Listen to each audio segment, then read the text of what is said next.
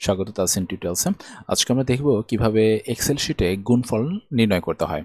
তো আমরা এখানে দেখতে পাচ্ছি প্রথমে যে কলামটি আছে সেই কলামটির নাম দিয়েছি এ এবং তারপরে কলামটি হচ্ছে বি এবং সিতে আছে এ ক্রস বি, মানে এ গুণ বি, রাইট?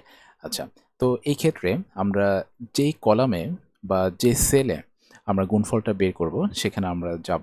আমি এই সেলে অবস্থান করছি, এখানে আমি তাহলে সমান চিহ্ন দিচ্ছি, সমান চিহ্ন। এখন সমান চিহ্ন দেওয়ার পর প্রথমে আমাকে কি করতে হবে? আমাকে এই সেলটাকে আইডেন্টিফাই করতে হবে। এই সেলটা হচ্ছে A2, রাইট? তাহলে আমি এখানে A2। আচ্ছা, A2 লেখার পর আমরা গুণ গুণের জন্য দেব স্টার চিহ্ন। আমাদের নিউমেরিক কিবোর্ডের উপরে যে স্টারটা আছে সেই স্টার। এখন এই স্টারটা কার সাথে কাজ করবে? স্টারটা হচ্ছে B2 এর সাথে কাজ করবে, তাই না? এই যে 5 যেহেতু, তাহলে B2 এর সাথে কাজ করবে। আমি এখানে লিখছি B এবং তারপরে 2, B2, হ্যাঁ?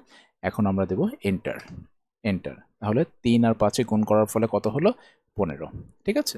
আচ্ছা, এখন আমরা প্রত্যেকটাকেই এভাবে করব না। আমরা প্রথমে যদি একটা সেলটাকে এইরকম গুণফল নির্ণয় করি, এরপর আমরা চলে যাব ঠিক এই যে এখানে। এখানে যখন প্লাস চিহ্ন আসবে, আমাদের যতগুলা প্রয়োজন সব ডাটাগুলাকে আমরা এখানে এভাবে ড্র্যাগ করে দেব। সবগুলাকে আমি ড্র্যাগ করে দিচ্ছি। এই যে ড্র্যাগ করে দিলাম। ড্র্যাগ করে দেওয়ার ফলে আমাদের গুণফলটা কিন্তু অটোমেটিক হয়ে গেছে। ওকে? তাহলে দেখতে পাচ্ছি খুবই ইজি। প্রথমে কি সমান চিহ্ন, তারপরে যেই সেল দুটো গুণ করব সেই সেল দুটোকে আমরা গুণ চিহ্ন আকারে মানে স্টার দিয়ে আমরা লিখব। তারপরে এন্টার। তাহলেই কিন্তু আমাদের গুণফলটা নেমে যাবে। তো আজকে পর্যন্তই। দেখা হচ্ছে নেক্সট ভিডিওতে। ততক্ষণ পর্যন্ত ভালো থাকবেন। আল্লাহ হাফেজ।